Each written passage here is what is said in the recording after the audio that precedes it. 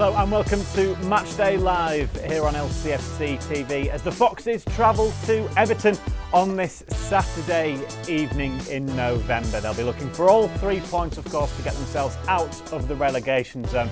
Kick-off is in an hour, so it's best we get all our team news with our commentator up on Merseyside, John Dunn. Yeah, good evening, Dan. Let's start with the Foxes, who's Brendan Rodgers making 2 changes from the side beaten at King Power Stadium last weekend by Manchester City. Kaglar Soyuncu is out, Jamie Vardy drops to the bench, Buba Samare and Patson Daka, the 2 coming in. Danny Ward continuing in goal. A defence, it's switching back to the back 4 that we're used to. Timothy Castagna, Wout Fast, Daniel Amati and James Justin. In midfield, it's Samare alongside Keenan Dewsbury Hall and Yuri Tillemans, and up front, James Maddison, Patson Daka and Harvey Barnes. The Leicester subs, Daniel Everson, Jamie Vardy, Mark Albrighton, Kelechi Iheanacho, Jose Perez, Yannick Vestergaard, Papi Mendy, Wilfred and Didi and Luke Thomas. Just the one change for the hosts this evening. They drew 0-0 at Fulham last Saturday. Anthony Gordon moves to the bench. Dwight McNeil replaces him. So it's Jordan Pickford in goal.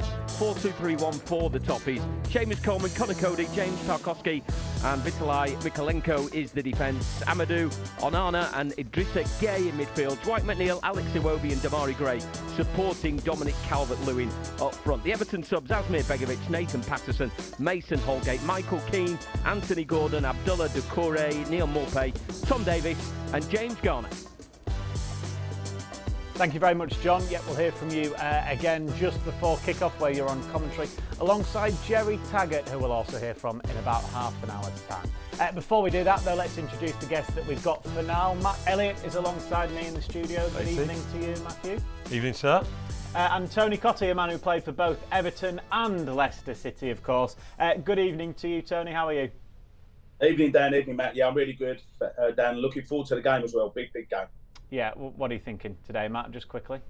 What am I thinking? Tough game, isn't it, for Leicester? Everton, people keep telling me how well they're doing, and their results don't necessarily reflect that. They're only 3 points ahead of Leicester, but they seem to be sort of steadying themselves a little bit, Everton, don't they? Getting in some sort of rhythm a little bit in terms of, team selection maybe, if nothing else. But there's more of a sort of solid look about them. So, it's going to be a tough proposition. Always is at Goodison Park, isn't it? And Leicester have got that incentive, haven't they, of possibly getting up to, it's unlikely, but it's possible to get the win. They could end up, I think, 13th. So, there's that to push them on. Also, there's the concern, if things go wrong, they could end up actually back on the bottom of the table. So, the incentive is clearly there. A little bit of form for Leicester, and they'll have confidence going into the game, won't they? And a little bit of chopping and changing, as is often the case now with Leicester, particularly in the forward area. Reverting back to the sort of more tried and trusted system, it seems, from the off, and I think that suits Leicester better. They need to be solid, don't they, first and foremost, as they have been, more so of late, and give themselves a chance. Yep, there's a few other games going on, of course, that were 3 o'clock kickoffs. We'll do some full-time scores maybe a little bit later on. Before we do that, we've got plenty to get through, of course, on Matchday Live as we build up to kickoff away at Everton this evening. We'll take a look back, of course, at that game against Manchester City here at King Power Stadium a week ago. It was a 1-0 defeat. It could have been a lot better than that, especially if that Yuri Tillemans effort had gone in. We'll take a look back on that, and of course the Kevin De Bruyne free kick. We'll hear from Harvey Barnes. I sat down with him at Seagrave this week to look ahead to this game, and we'll also look back at 10 of the best goals scored in October in Leicester City colours, both the men's, women's and youth team involved in that one. We heard there from Matt, obviously, Tony, looking ahead to the game, knowing it's going to be a tough one. You were at Goodison Park, weren't you, a couple of weeks ago? You saw them beat Crystal Palace 3-0, and I know you were impressed that evening. I was, Dan. I was really impressed, and I said to you on the Monday night show just how good Everton were on that particular day. We know Palace are a dangerous team, got some really good players, but what they did well, Everton, was they got amongst the Palace boys, particularly Zaha. They took him out of the game. They was niggly, Dan. They was in your face. They was tackling. harassing, and they will do the same with Leicester, because they will look at this Leicester team. I mentioned Wilf Sahar there. You look at the Leicester team, you've got Maddison, you've got Barnes, you've got players that the Everton defenders will say, let's get tight, let's get a few tackles in, and then let's see whether they fancy it on up in the northwest on probably a cold and wet night. It probably is. So it's going to be a tough game without a doubt. But I was very impressed by Everton, and it was a good result. They won 3-0. So that's why I say it's going to be a really tough game tonight for Leicester. Especially, Tony, that aggression and that in-your-face nature, which, again, with it being an evening kickoff, sometimes the atmosphere is a little bit more, which can get the players riled up a little bit more as well. Yeah, it's playing under the floodlights, I think, isn't it? It doesn't matter, what ground you go to. I think, as much as we love our 3 o'clock Saturday kickoffs, there's always been something special, whether it's Filbert Street, the KP Stadium. There's always been something special about playing under the lights. And, I was very privileged to play for Everton for 6 years and had some wonderful games under the floodlights, obviously, at Goodison. And the one thing you do know, Dan, is how passionate the fans are. Matt just touched on it there. People saying that Everton have turned the corner. They actually lost 3 games. They then beat Palace, the game I was just talking about, and then they drew 0-0 at Fulham. So you can't really say they've turned the corner, but it does seem to be a little bit more of a relaxed atmosphere now. But, the fans will never change. They will demand that Everton, set about Leicester from the kickoff, get amongst them, and obviously try and get a victory. But you don't expect anything else from Everton. We played there. You know what it's like when you go to Goodison. Leicester, of course, will be looking for back-to-back away victories, thanks to that win at Wolves a couple of weeks ago. Last week, though, of course, was a game here against champions Manchester City at King Power Stadium. Unfortunately, it did end in defeat, but the Foxes played pretty well Saturday afternoon. The final weekend in October. The clocks go back. The champions are in town as Leicester City and Manchester City walk out into a packed and expectant King Power Stadium. Rodri looks for the run of De Bruyne. De Bruyne brings it down, pulls it back for Bernardo Silva through the legs of Sancho, and that's another fine save from Ward. Tielemans through the middle to Jamie Vardy. Vardy, it's one of his first touches. Maddison one side, Barnes to the other. It's Harvey Barnes up against John Stones. Gets his shot in. Ederson makes the save, and that will be a corner.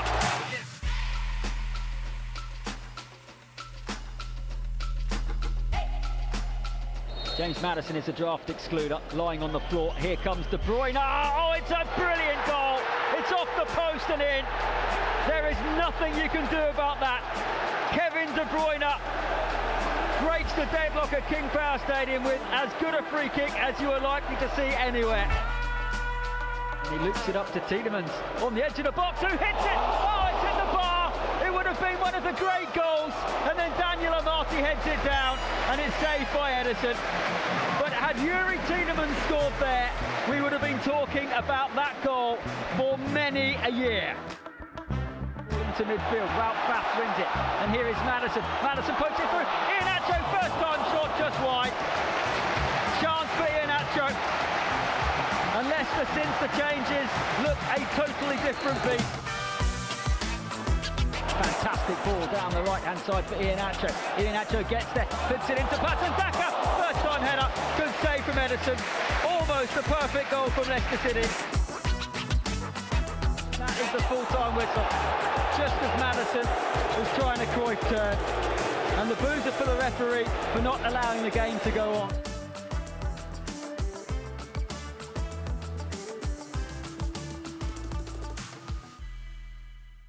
Yeah, it was an interesting game, Matt, a week ago. I know you weren't obviously here at King Power Stadium, but Leicester battled really well. And as we heard from Chris on commentary there, when they made the changes with 20 minutes to go, they were right in it, Leicester, and were definitely the better team anyway, certainly for that last 20, and were unlucky not to get something from it. Yeah, you can take some positives from it. I know people often say that these days, take the positives and move on to the next game, but it does apply, certainly to a certain degree. In this instance there, it's Man City you're up against, all said and done. They look relatively secure, and a little bit of a brave decision from Brendan Rodgers really to change the system. Leicester have picked up and form and results of late, and many would have expected and certainly been tempted, to stick with that. and people say they'll never change a winning team, but he stuck his neck out there and applied the best way that he saw against Man City, and very nearly came off to a level. Picking up anything against Man City is a fine achievement, and they weren't a million miles off, were they? And you see there on the highlights reel some decent efforts there, decent situations, wonderful strike by De Bruyne, a wonderful strike by Tielemans. You could whittle it down to that being the difference if you want. Great save by Ederson. But Danny Ward, no chance with a free kick. But there at the end there, Iheanacho, that was a decent opportunity, wasn't it? Some good play. All right, albeit sporadic, but just bear in mind the opposition who you're up against. So it's a time to be positive anyway. We can't let any setbacks sort of knock you back too far. And I'm sure that result against Man City hasn't. But this is a different challenge, different proposition. As Tony's mentioned, going up there, first and foremost, you've got to set your stall out and be ready for that challenge. Never mind how well you're playing or not, how slick your football is or not. Leicester have got back to basics, and they're going to have to continue that this evening. Yeah, but really, Tony, it was a game of about 2 moments of sheer world-class football from 2 Belgian midfielders. One of them, one moment happened to hit the woodwork and go in, the other one was tipped onto the woodwork and went over, and that is literally all that separated the sides. Yeah, I agree. I mean, I did say the other night, I think that's one of the best free kicks I've seen. It's right up there. It's absolute precision. It's gone over the wall. It's dipping. It's curling. And you watch from this angle where it actually hits the post. It's just unbelievable goal. And, there is literally nothing you could do about that. You can see you've got James Maddison laying on the floor. You've got 4 defenders jumping up in the air about 8 foot tall, and the ball still goes over their heads. And it is just an amazing goal. But of course, a couple of more inches, it could have bounced across the line. It could have bounced out, and then you get your little bit of luck. But it didn't go for Leicester. And then, of course, it then works in reverse. You go at the other end in the second half, and you expect nothing else from Youri Tielemans. I mean, I know we got the goal of the month coming up for October, but I think he could have the goal of his Leicester career. There's so many great efforts he scored, and that was nearly up there. I mean, I think it always looks spectacular when you see a volley, when the ball doesn't hit the ground, it's played in, it's hit flush on the volley, and he could not have hit that any better. As I said the other night, it's not even a criticism because he struck it so well. The only slight problem was it was straight at Ederson, and it's still a sensational save, and you're still talking a couple of inches because that's the difference with the ball coming back off the bar with that wonderful save, or obviously dipping underneath the bar, or the goalkeeper doesn't get his fingertips to it. Brilliant effort from Youri Tielemans, absolutely sensational, and it is a great save as well. It was one of them, when you first see it, you're thinking he's hit the bar, and you don't realise how good a save it is because it comes at him, it's gone through all the bodies, it's swerving. It is a brilliant save, but it is very, very fine and small margins. And on another day, that goes past another keeper. He's a world-class keeper. That's why he saved it. Another day, it goes in, and it's an unbelievable goal off the crossbar. Forget goal of the month, Tony. That's goal of the season if that goes in, isn't it? Yeah. And probably in the conversation of one of the best, certainly maybe top 30, top 40 Premier League goals ever, if that goes in. Absolutely, yeah. And as I said, he's such a quality player that we saw his goal against Wolves, and when he scores them goals, it's I don't know, you get a little bit blasé about it because he scored so many wonderful goals. You go, well, yeah, it's a great goal. Yeah, but it was Tielemans, wasn't it? And do you know what I'm saying? You're still excited. You're still going, what a great goal, or what a great effort where he hit the crossbar. But because he produces it, just week in, week out, season in, season out, you almost get used to the fact that given the chance and the opportunity, that Youri Tielemans can produce something absolutely sensational. If it goes in, that goal, you're quite right. It's one of them goals. I think I mentioned the Paul Scholes, a couple of Paul Scholes efforts from outside the box, who was a wonderful player, as we know. And you just put goals outside the box with Paul Scholes. Well, I think you can add Youri Tielemans to that now in terms of Premier League action, because a lot of his goals do come from outside the box. I'll tell you what was quite interesting was obviously there wasn't cause for celebration, but he didn't show much frustration either. You see him when he scored in the cup final against Chelsea, didn't it? He took that pretty calmly, didn't he? As if to say, yeah, it happens quite regular. That strike there, he wasn't like holding his head in his hands, looking up to the skies, thinking, "Oh, one moment of glory was so close." He knows there'll probably be another one down the line. If me or Tony hit that, we'd still be running around the pitch celebrating now, but all these years later. But it was too far out for me, Matt. You know that I wouldn't be hitting the ball from outside the box. That's true, and too accurate for me. But no, listen, this is forte, isn't it? And nice to see it sort of coming back into play, because it's been a little bit short on the goal scoring and even the assist front for a player of such quality. Yep, it was nearly back-to-back world-class volleys, wasn't it, for Yuri Tielemans, of course, who scored one at Wolves a couple of weeks ago. Also on the score sheet that day was Harvey Barnes. I sat down with the Foxes' number 7 to look back on this last month and his current run of form.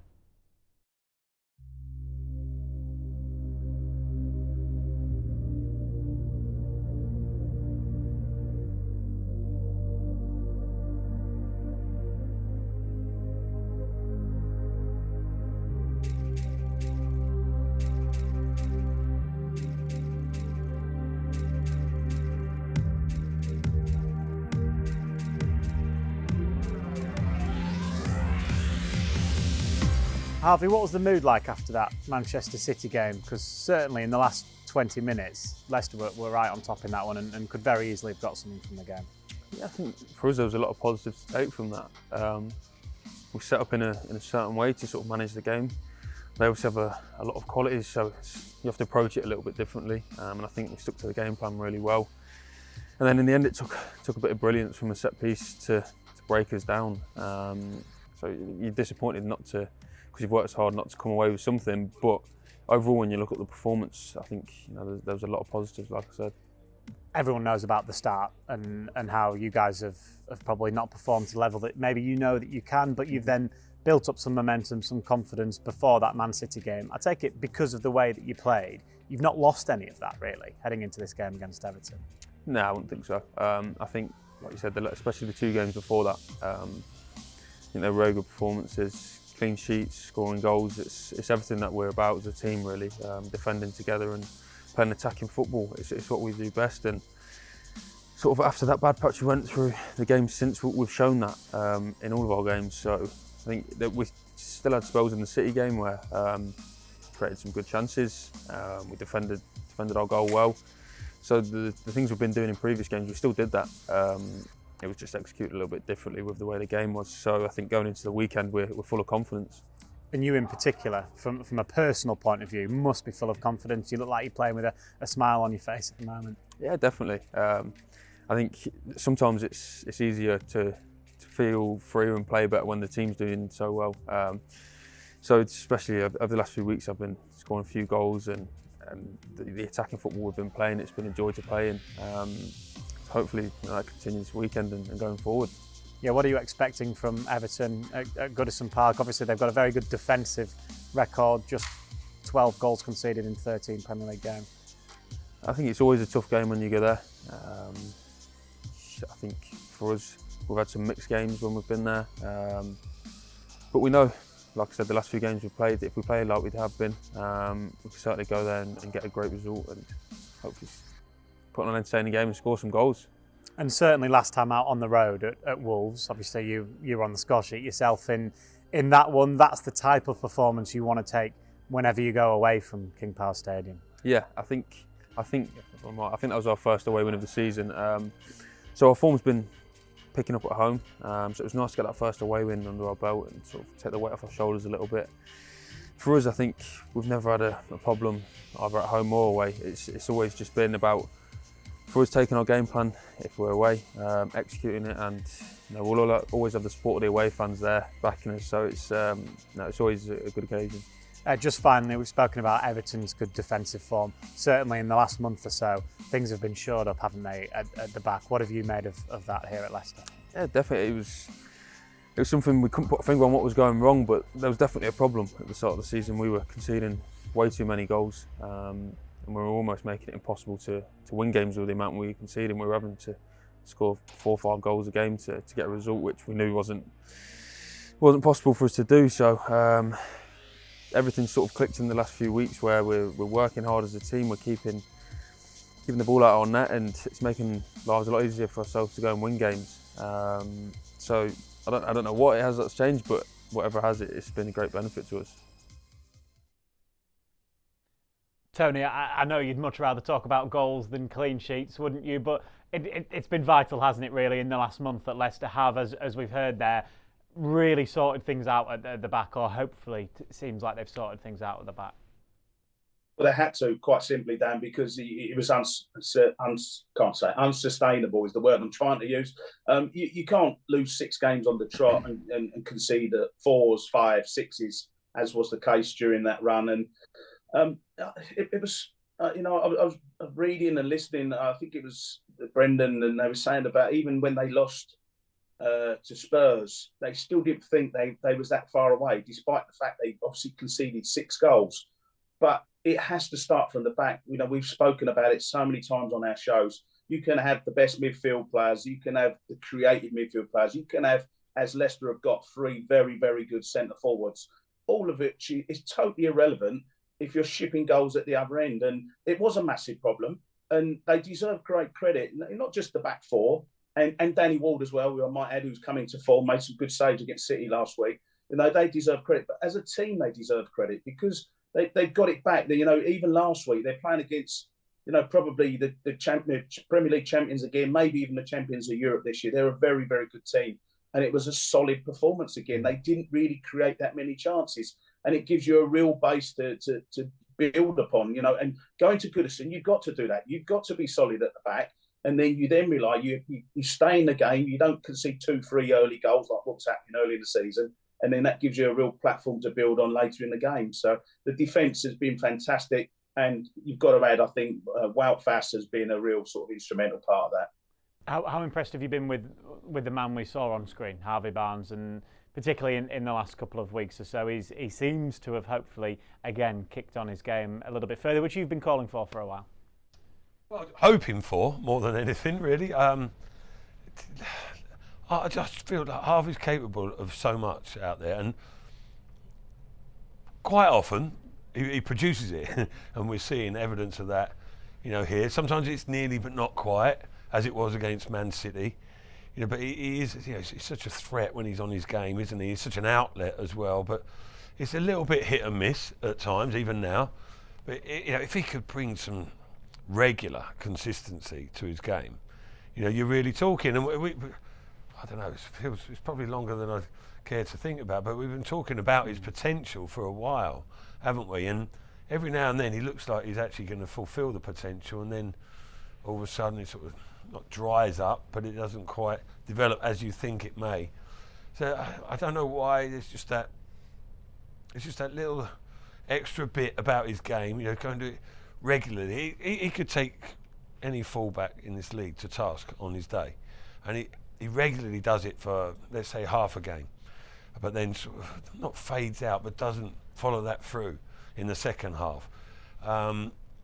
Just that consistency, because he's got it there. He has got it there. He got himself in the England squad at one stage, like I say, and fullbacks are very, very wary of coming up against him, that's for sure. But it's almost like that, just that little bit more that he's capable of as well. If he keeps at it, I'm sure Brendan encourages him all the way. I know his dad will, Paul will be on his case a little bit, and Harvey's as determined and as professional as any other player out there. So sooner or later, I think, it seems funny to say, I feel like the penny's really going to drop at some stage. I really hope it does, but we ain't got a bad player anyway. No, exactly. 4 goals this season for Harvey Barnes. 3 of them feature in our October Goal of the Month competition, which is now live. On the website, here are the 10 goals that you can choose from.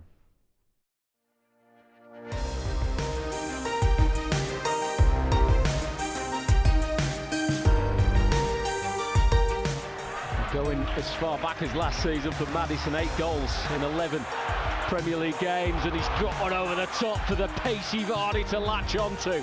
Looks inside the penalty area, waits for support, gives it to Barnes, edge of the box, onto his right foot, Harvey Barnes! Oh, that's fantastic! That is absolutely brilliant from Harvey Barnes!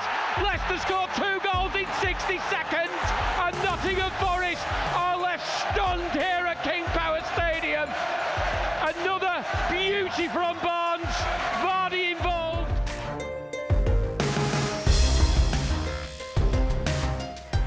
he will certainly fancy his chances from this kind of position.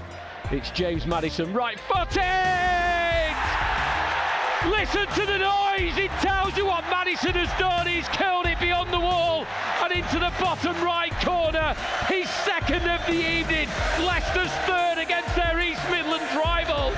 It's a huge goal in a huge game.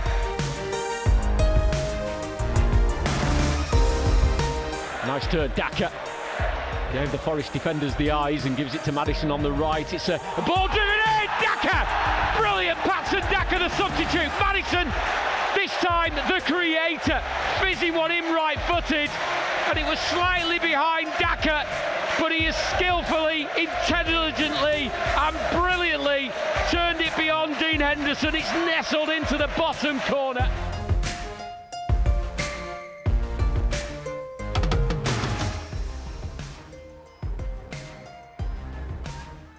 Alves has Wormleighton as an option. Alves, brilliant goal by the very talented youngster Will Alves, who showcased his talents throughout the night.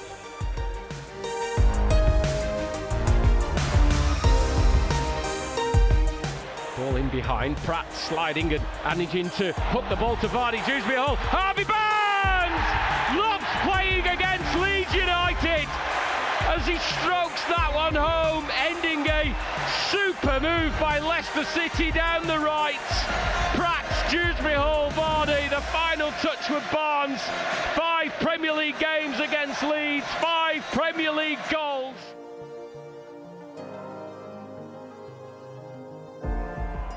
Maddison free kick wide left. Good delivery in, looked like it was. Johnny heads away, Tielemans back in. Oh, what a goal! Yuri Tielemans, that is absolutely outrageous! Well, he does pop up with these spectacular strikes, doesn't he? And Yuri Tielemans there with a goal to savour.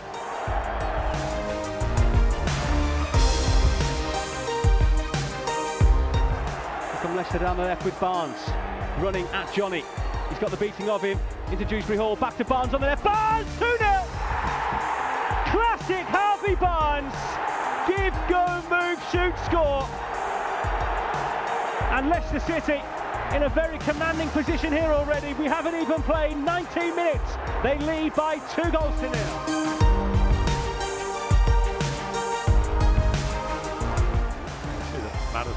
Maddison on the ball now, come back to his positional play. Maddison, edge of the D, can wrap it up here. Chase Maddison, yes! 3-0 Leicester, and that will do. What a season this man is having. 6 for the campaign, and that wraps up the win at Molineux. Oh, what a trio of goals Leicester have provided this afternoon, eh?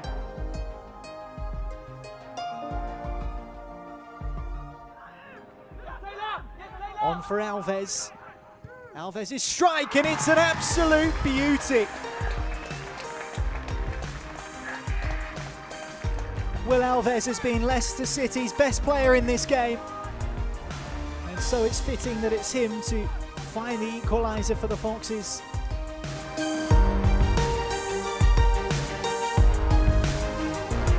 O'Brien controls it well.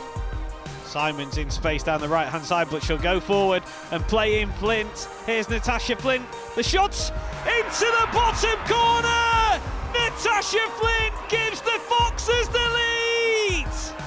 And it's a brilliant finish from Flint.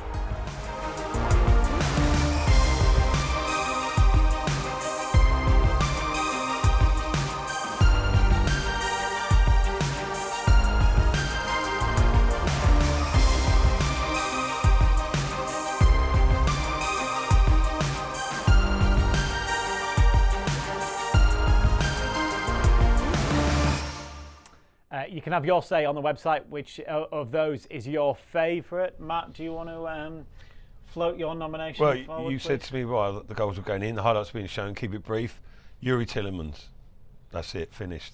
At Wolves, yeah. Okay, and you were there, of course, which probably makes it even better. Tony, how about you? Are you in agreement? I think most people probably will be. Yeah, I mean, some wonderful goals, and I really, really enjoyed watching the goals there. But it's got to be Tielemans for me. I mean, it truly was a sensational goal, and I think that will be a worthy winner. Yeah, just a quick word on it while we're seeing it anyway. You want to elaborate now? You kept it brief, but you kept it almost too brief. Right, No, okay. it's just fantastic, isn't it? It's just world class. it's just so sweetly, smoothly struck, isn't it? It's not. I think I said at the time, it's not a lash, and I'm going to power it as forcefully as I can towards goal, and it just. I don't know whether he does actually aim for that far stick. You'd have to ask Yuri yourself, but. He just strokes it, doesn't he? It's almost like almost like a golf swing, isn't it? It's just everything's well timed and in motion. It's not forced. It's not hurried.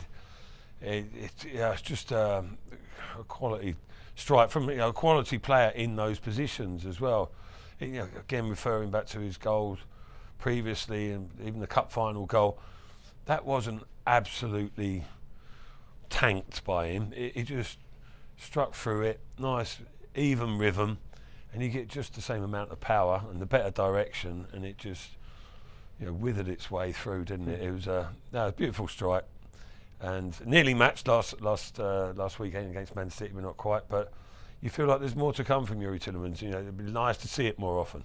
And hopefully we see it, of course, up on Merseyside this evening against Frank Lampard's side, who have defensively been very good. Let's hear from the former England and Chelsea midfielder, as well as journalist Joe Thomas.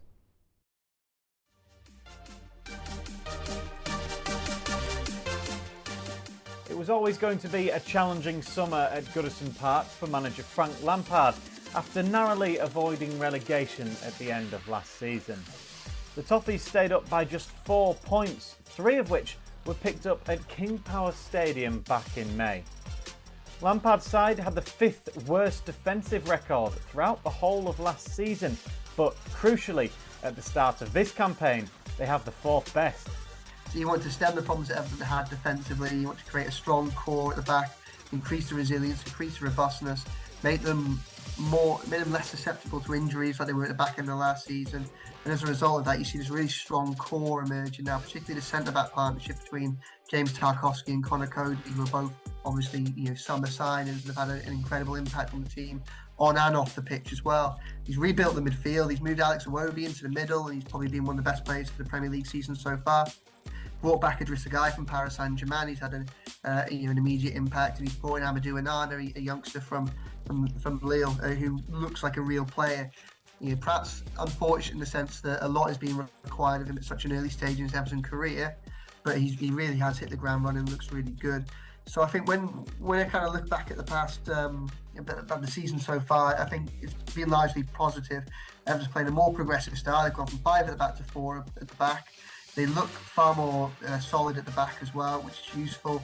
They're definitely making progress, but they're just not quite at a point where everything's going right for them at the moment. Goals, creativity, still a little bit of an issue, and that's where they've struggled. They've become hard to beat. They're in every single game, but sometimes they struggle to kill off opposition.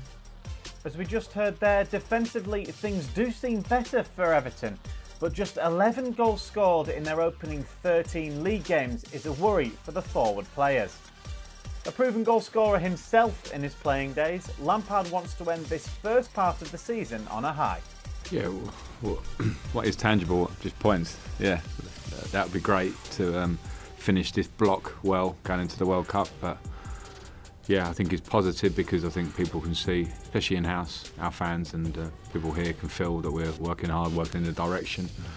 But we also understand the reality and the pace that sometimes that goes at, So I think tangible is really just keep working in the right way, and then hopefully points and things like that come afterwards. But yeah, we're working. We're happy at the moment, but there's some 3 big games for us now till we break up. The fact you're facing Leicester, who are 18th, but just 3 points off yourselves, kind of shows how tight it is in there as well. Yeah, it's really tight, and they're a great team. There's no doubt about it, and I think we've seen that in recent weeks. The team that they are, they had a tough patch early in the season, but I think it shows resilience that they've turned a corner, and in terms of performance and result, it was never in doubt for me because they're a team that have worked together for a few years with a very good manager. So yeah, the league is close in our area, we know that. So there's no point in looking around too much other than focusing on the game in front. That was Frank Lampard there and Joe Thomas from the Liverpool Echo. Again, Tony, I asked you earlier when you obviously went to Goodison Park a couple of weeks ago, you saw them. You probably saw them at their most free scoring, of course, this season. Scoring goals has been a bit of an issue. Conceding them hasn't been an issue. So, in theory, you'd think today will be a really tight game. You would have thought so, yeah. I mean, defensively, there's no doubt Cody and Tarkowski have been good signings for Everton. Seamus Coleman's come back into the team. Patterson's injured. Mikolenko's been good as well. You know all about Jordan Pickford, so you know you've got a strong defence there. The problems have been going forward. Calvert-Lewin's been out injured. He's only been back for, I think it's 2 games now. He's probably still trying to get his match fitness. But the one player that has been outstanding for them is Alex Iwobi, who was severely criticised by the fans, cost a lot of money. But they're playing him just behind it, almost like a number 10 role now. And he was really, really good against Palace the other week. I think, for me, the 2 battles that are going to be key for this game, Dan, I think Soumare has got to pick up Iwobi because he'll be floating around in the midfield. He's got to make sure he's tight on him. And then the other battle, which we just spoke about, is Harvey Barnes against Seamus Coleman. I'm really looking forward to seeing that one. What have you made, Matt, of Everton, particularly in this last month or so? They started fairly well, didn't they? They certainly weren't losing many at the beginning of the season. Yeah, I think it was 4 draws from the first 6 games. I suppose they're sort of looking to consolidate after the back of last season, which was tough going for them, and they're still possibly feeling the effects of that, and just sort of readjusting. It seems to be, like I said earlier, a little bit more sort of consistency and solidity about the team. But they're still, still a bit sort of intermittent with their performances. I think they've only won 3 league games this campaign, 3 points above Leicester. And we know how much Leicester have struggled at times. So everything's, not particularly rosy for them. Although you do feel, certainly, they're talking quite a good game, that it is gelling together. And Tony's seen them in probably their best performance of the season against Crystal Palace. Good goals as well, quality performances individually throughout the game, and excellently constructed goals as well. Iwobi, as Tony says, they're excelling in that position. Surprised maybe myself, I haven't seen too much of them lately, that Gordon's on the bench, but I would take that as a positive, to be fair, because if a player like him is on the bench, it means other players must be doing okay. McNeil and Gray, they pose their threat as well, don't they, up top. Without doubt, that's a boost for them, isn't it? Calvert-Lewin coming back, to have that out-and-out striker there. So they're a solid team, aren't they? Quite compact, physically capable. Got talent sort of dotted throughout the team. Got their own threats in their own ways, but you feel they're a team that you can get a result against without a doubt. You go there with the right attitude, you can come away with the goods. And I think that, I don't know, it may prove to be wrong, but I feel like it's more about what Leicester do than what Everton do. Leicester will have more chance of having that great effect on the game if they play well. And as Harvey Barnes has mentioned in that interview there, they go there full of confidence, rightly so.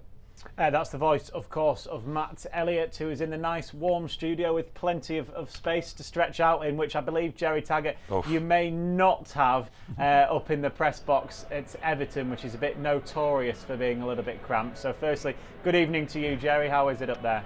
Good evening, Dan. Good evening, chaps. Yeah, it's quite mild, which is a bonus. But you are correct. I am sat sideways in the press box because my knees are banging up against the row in front of me. So yeah, not very comfortable. You've got the locals heckling over your shoulder yet, Tex? Not yet. I've just been chatting to one or two of them. Oh, you're trying to soften them up, are you? Yeah, very nice people as well. So just having a good chat with a few of the Everton fans here. Nobody's punched me in the back of the head yet. Not yet. Give it time, son. Yeah. Give it time. I assume, Jerry, that they'll be pleased about Calvert-Lewin, obviously, and his return to fitness. Yeah, it goes without saying, doesn't it? He's a focal point for the team, isn't he? He puts himself about. He's got great aerial ability as well as his pace. So Everton will be looking for him to be causing threats for Leicester. So you know, for me, nothing changes. It's that solid base that they've built. You just mentioned Everton aren't a free scoring side. I think Leicester have scored 10 more goals than them this season already. And so that sort of tells you if they can keep that solid base, then they're going to give themselves the best chance of winning this game.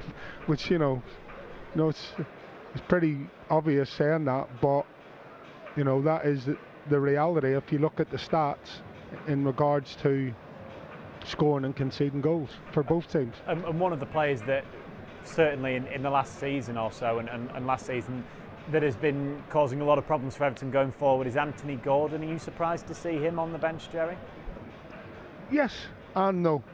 We obviously we don't know why he's on the bench, but yeah, you know, again, he's a talented young player who's come in. You know, had a lot of controversy surrounding him in the summer, wasn't there, about a potential move away from Everton. But again, you know, we've got Jamie Vardy on the bench to hopefully come on and cause a few issues, and similarly Everton have a player the calibre of, you know, Gordon on the bench to do exactly the same thing if needed. Final point, obviously, from an atmosphere point of view, Jerry. What are you expecting tonight? Is it already building? It'll be you suspected a good atmosphere, particularly considering Everton won at home last time out? Yeah, yeah. I think the Big Palace was it last time out here, 3-0. I think it was, so a pretty convincing result. And yeah, you would expect that. You know, went away to Fulham, hard fought 0-0 draw away at Fulham, and a clean sheet from there. So you'd expect, you know, the Everton fans to be coming here tonight where, you know, somewhat good levels of optimism for tonight's game. So again, it's vitally important that Leicester quieten the fans down here tonight. You know, this is, I'm not saying it's a must not lose game, but it's vitally important that they don't lose this game, Leicester City. It really is. You look at the table, Everton 3 points above Leicester. If Leicester can win this, gets them away from that relegation line, bottom 3, fantastic. And obviously if they lose tonight, then it's just compounds the situation that they find themselves in already. So vitally important game this evening. Thank you very much, Jerry. We'll hear from you, who is on commentary alongside John Dunn, of course, in about 10 minutes' time. Before we do that, though, we've got to hear from Leicester manager Brendan Rodgers. He's been asked about Leicester City defensively recently and how they've been able to be a lot more sturdy, basically, since the start of the season. Even in the games that we were losing, we were actually playing well in a lot of those games, but somehow we managed to throw games away and throw points away.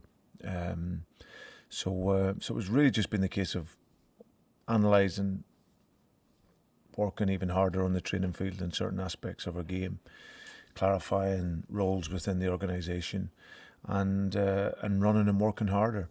So yeah, so a mixture of everything, but it's all a part of the process. Whenever you win or lose a game, to analyse and always look to be better on the training field to take into the games. How much of a factor has your new set-piece coach been in that, and what's he brought to the squad and the setup? Well, in terms of the set pieces, I think that Lars has made a great impact.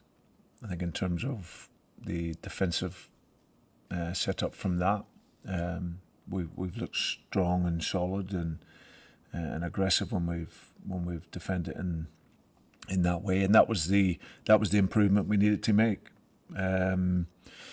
So that's important, and that's something that we identified in the summer, and I spoke many hours to him on that, and obviously his work since he's come in has been excellent. And in terms of Everton, they play very different to how Manchester City will play. It's a different sort of challenge for you in the squad, isn't it? Yeah, Manchester City is a unique challenge, the best team with the ball in world football, and the positioning. Add to that the immense talent that they have. Sometimes you have to concede where we would like to normally deny space higher up the field. But our next 3 games, we'll go back to how we would normally work and play, which is really look to be on the ball, to attack the game, to be bold, and then always look to defend well when we haven't got the ball. So with Everton, like I say, they've made a number of new signings. Frank has freshened up the team, been able to do that, brought on some good signings and some experienced players from the Premier League, and they look a good team and a threat. So we're going to have to be our best to get a result. That was Brendan Rodgers, of course, looking ahead to the game, which is just under 15 minutes away, so we will have to keep this one quick again, please, Matt. What are your predictions? That's for fine the game by me. This evening? I'm toying between two scorelines. I'm going to be positive. Leicester 2-1 if they've got the right attitude. Don't slacken off from the performances they've produced of late. Tony, same with you. What's your prediction? Two of your former clubs going head-to-head this evening? Yeah, I think you mentioned it earlier. I think it's going to be a tight game, Dan. I'm going for the 1-1 draw. Okay, thank you very much. That was my other option. Okay, well, we hope Matt's right anyway, of course. This evening, you can listen, of course, to all of the action here with us on LCFC Radio. We've already heard from Jerry Taggart. He's on commentary alongside John Dunn for this game against Everton. So do stay tuned. We'll be back again at half-time and then again at full-time where hopefully we're talking about another 3 points on the road.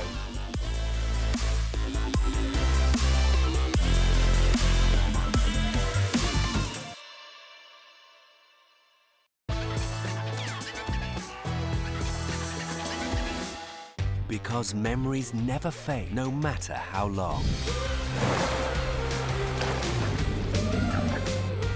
We'll still remember the moments of excitement and the impressions of Thailand.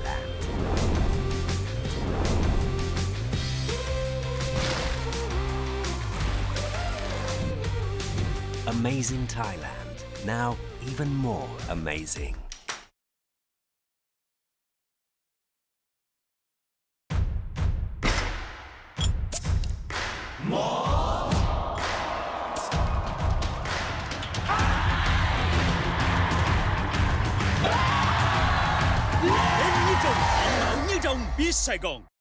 Lamiat is the belief that perfection lies within the details, where the finest ingredients deserve the finest craftsmanship. In every pursuit of perfection, there is passion and perseverance, where attention to detail inspires a masterpiece that's balanced and in harmony.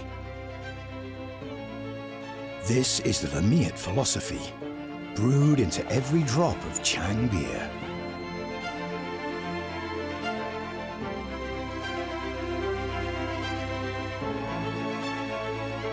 This is the taste of Thai perfection. Chang beer. We brew friendship.